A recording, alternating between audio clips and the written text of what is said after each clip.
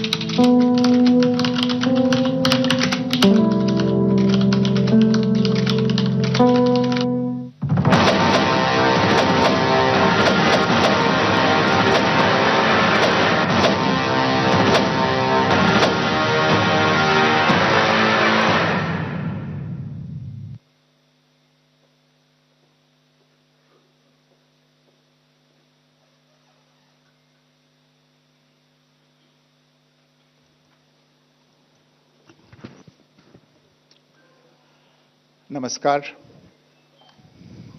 इस ब्रीफिंग में शामिल होने के लिए आप सभी का धन्यवाद।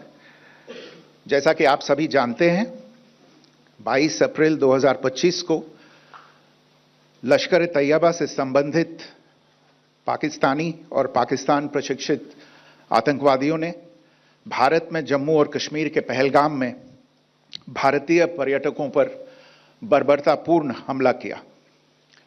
25 भारतीयों और एक नेपाली नागरिक को कायरतापूर्ण मौत के घाट उतार दिया गया। मुंबई के 26 नवंबर 2008 के हमलों के बाद यह भारत में हुई किसी आतंकवादी हमले में मारे गए आम नागरिकों की संख्या की दृष्टि से सबसे गंभीर घटना है। पहलगाम का हमला अत्यधिक बर्बरतापूर्ण था, जिसमें वहां मौजूद लोगों को करीब से और उनके परिवारों के सामने सिर पर गोली मारी गई। हत्या के इस तरीके से परिवार के सदस्यों को जानबूझकर आघात पहुंचाया गया। साथ ही उन्हें यह नसीहत भी दी गई कि वे वापस जाकर इस संदेश को पहुंचा दें। यह हमला स्पष्ट रूप से जम्मू और कश्मीर में बहाल हो रही सामान्य स्थिति को बाधित करने के उद्देश्य से किया गया था। चूंकि पर्यटन फिर से अर्थव्यवस्था का मुख्य आधार बन रहा था, इस हमले का मुख्य उद्देश्य इसे प्रतिकूल रूप से प्रभावित करना था। पिछले वर्ष आप सभी जानते हैं, 2.25 करोड़ से अधिक पर्यटक कश्मीर आए थे। इस हमले का मुख्य उद्देश्य इसलिए संभवतः यह था कि इस संघ राज्य क्षेत्र में विकास और प्रगति को नुकसान पहुंचाकर इसे पिछड़ा बनाए रखा जाए और पाकिस्तान से लगातार होने वाले सीमा पार आतंकवाद के लिए उपजाऊ जमीन बनाने में सहायता की जाए। हमले का यह तरीका जम्मू और कश्मीर और शेष राष्ट्र दोनों में सांप्रदायिक दंगे भड़काने के उद्देश्य से भी प्रेरित था। इसका श्रेय सरकार और भारत के सभी नागरिकों को दिया जाना चाहिए कि इन प्रयासों को विफल कर दिया गया। एक समूह ने खुद को रेजिस्टेंस फ्रंट TRF कहते हुए इस हमले की जिम्मेदारी ली है। यह समूह संयुक्त राष्ट्र द्वारा प्रतिबंधित पाकिस्तानी आतंकवादी समूह लश्कर-ए-तैयबा से जुड़ा हुआ है। यह उल्लेखनीय है कि भारत ने मई और नवंबर 2024 में संयुक्त राष्ट्र की 1267 कमेटी की सैंक्शंस मॉनिटरिंग टीम को अर्धवार्षिक रिपोर्ट प्रस्तुत की थी, जिसमें टीआरएफ के बारे में साफ इनपुट दिए गए थे। इससे पाकिस्तान स्थित आतंकवादी समूहों के लिए कवर के रूप में टीआरएफ की भूमिका सामने आई थी। इससे पहले भी दिसंबर 2023 में भारत ने इस टीम को लश्कर-ए-तैयबा और जैश-ए-मोहम्मद के बारे में सूचित किया था, जो टीआरएफ जैसे छोटे आतंकवादी समूहों के माध्यम से अपनी गतिविधियों को संचालित कर रहे हैं। इस संबंध में 25 अप्रैल को यूएन सिक्योरिटी काउंसिल प्रेस वक्तव्य में टीआरएफ के संदर्भ को हटाने के लिए पाकिस्तान के दबाव पर भी ध्यान दिया जाना चाहिए। पहलगाम आतंकवादी हमले की जांच से पाकिस्तान के साथ आतंकवादियों के संपर्क उजागर हुए हैं। रेजिस्टेंस फ्रंट द्वारा किए गए दावे और लश्कर-ए-तैयबा से ज्ञात सोशल मीडिया हैंडल द्वारा इसको रीपोस्ट किया जाना इसकी पुष्टि करता है। चश्मदीद गवाहों और विभिन्न जांच एजेंसियों को उपलब्ध अन्य सूचनाओं के आधार पर हमलावरों की पहचान भी हुई है। हमारी इंटेलिजेंस ने इस टीम के योजनाकारों और उनके समर्थकों की जानकारी जुटाई है। इस हमले की रूपरेखा भारत में सीमा पार आतंकवाद को अंजाम देने के पाकिस्तान के लंबे ट्रैक रिकॉर्ड से भी जुड़ी हुई है, जिसके लिखित और स्पष्ट दस्तावेज उपलब्ध हैं। पाकिस्तान दुनिया भर में आतंकवादियों के लिए एक शरण स्थल के रूप में पहचान बना चुका है। यहां अंतर्राष्ट्रीय स्तर पर प्रतिबंधित आतंकवादी सजा पाने से बचे रहते हैं। इसके अलावा पाकिस्तान ने इस मुद्दे पर विश्व और फाइनेंशियल एक्शन टास्क फोर्स जैसे अंतर्राष्ट्रीय मंचों को जानबूझकर गुमराह करने के लिए भी जाना जाता है। साजिद मीर का मामला, जिसमें इस आतंकवादी को पाकिस्तान ने मृत घोषित कर दिया था और फिर अंतर्राष्ट्रीय दबाव के परिणाम स्वरूप वो जीवित पाया गया, इसका सबसे स्पष्ट उदाहरण है। यह स्वाभाविक है कि पहलगाम में हुए इस हमले से जम्मू और कश्मीर के साथ साथ भारत के अन्य भागों में भी आक्रोश देखा गया। हमलों के बाद भारत सरकार ने स्वाभाविक रूप से पाकिस्तान के साथ संबंधों को लेकर कुछ कदम उठाए। आप सभी उन निर्णयों से अवगत हैं जिसकी घोषणा 23 अप्रैल को की गई थी। तथापि यह आवश्यक समझा गया कि 22 अप्रैल के हमले के अपराधियों और उनके योजनाकारों को न्याय के कटघरे में लाया जाए।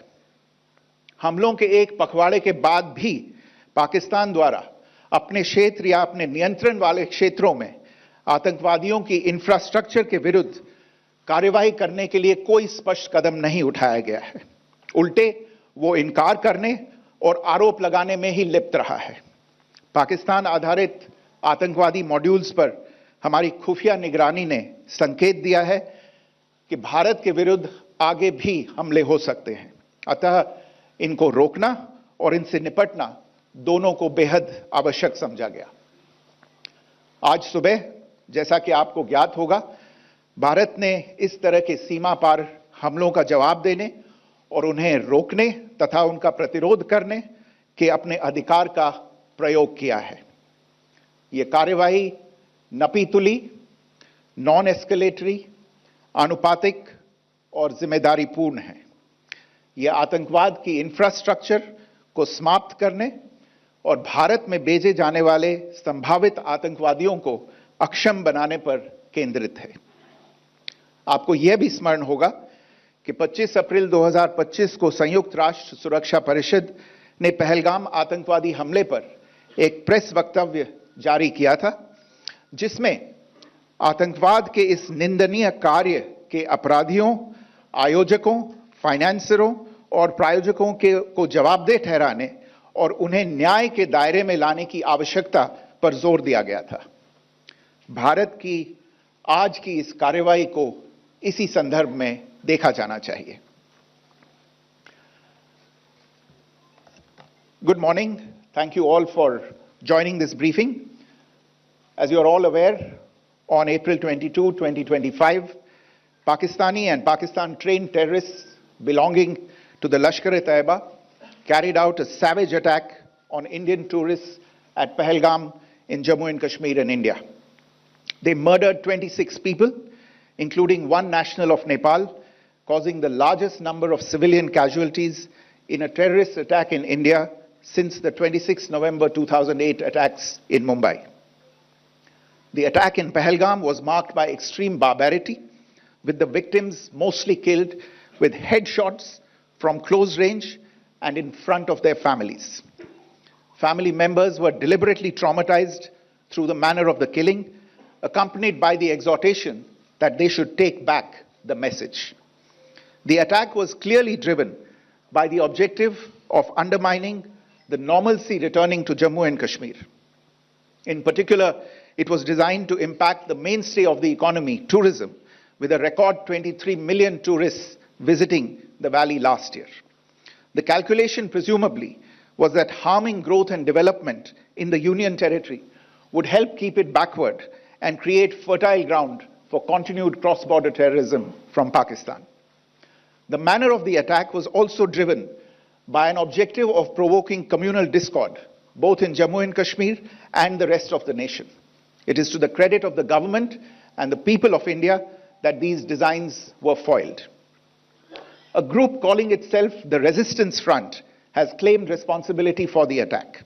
This group is a front for the UN-proscribed Pakistani terrorist group Lashkar-e-Taiba. It is notable that India had given inputs about the TRF in the half-yearly report to the monitoring team of the UN's 1267 Sanctions Committee in May and November 2024, bringing out its role as a cover for Pakistan-based terrorist groups. Earlier too, in December 2023, India had informed the monitoring team about Lashkar and Jaish-e-Mohammed operating through small terror groups such as the TRF. Pakistan's pressure to remove references to TRF in the April 25 UN Security Council press statement is notable in this regard. Investigations into the Pahalgam terror attack have brought out the communication notes of terrorists in and to Pakistan.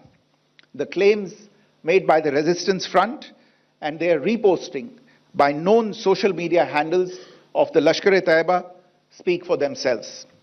Identification of the attackers based on eyewitness accounts as well as other information available to law enforcement agencies has also progressed.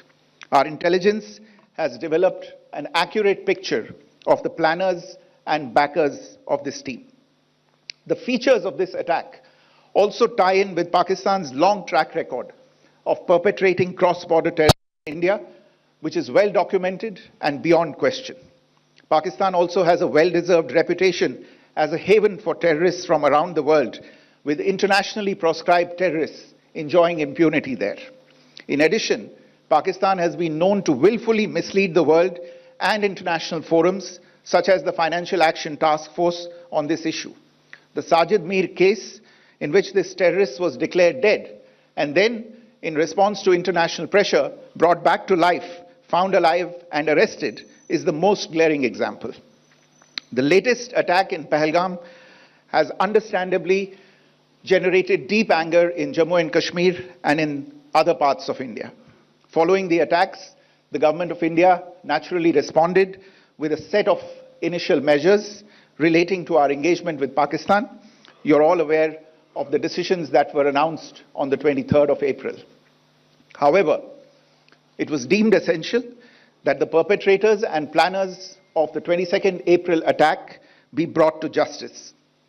Despite a fortnight having passed since the attacks, there has been no demonstrable step from Pakistan to take action against the terrorist infrastructure on its territory or on territory under its control. Instead, all it has indulged in are denials and allegations. Our intelligence monitoring of Pakistan-based terrorist modules indicated that further attacks against India were impending. There was thus a compulsion both to deter and to preempt. Earlier this morning, as you would be aware, India exercised its right to respond and preempt, as well as deter more such cross-border attacks. These actions were measured, non-escalatory, proportionate, and responsible. They focused on dismantling the terrorist infrastructure and disabling terrorists likely to be sent across to India. You would also recall that the Security Council on 25th April 2025 had issued a press statement on the Pahalgam terror attack, underlining, and I quote, the need to hold perpetrators, organizers, financiers, and sponsors of this reprehensible act of terrorism accountable and bring them to justice, unquote. India's latest actions should be seen in this context. Joining me for this briefing on our actions earlier this morning are Colonel Sofiya Qureshi and Wing Commander Vyomika Singh. I will request them to share some details regarding Operation Sindoor with all of you.